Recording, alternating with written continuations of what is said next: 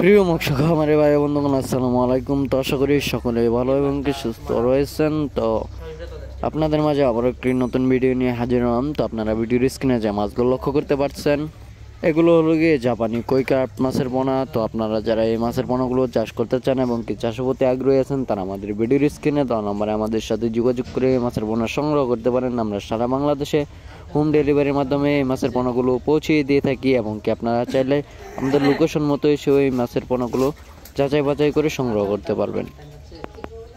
আমাদের কাছে রয়েছে এছাড়াও দেশীয় ও বিদেশি নানান জাতীয় মাছের রেণু পোনা। তো আপনারা যারা দেশীয় ও বিদেশি মাছ যে কোনো মাছের পোনা সংগ্রহ করতে চান, তারা আমাদের সাথে যোগাযোগ করতে পারেন।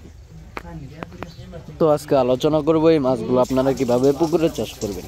তো আপনারা প্রথমে যে কাজটা করতে হবে, পুকুরের চারপাশে ভালো করে পরিষ্কার করে নিতে হবে। তো তারপর যে কাজটি করতে হবে, পুকুরের সাইডে যদি কোনো গাছপালা থেকে থাকে, তাহলে গাছপালার চালগুলো ছাটিয়ে দিতে হবে।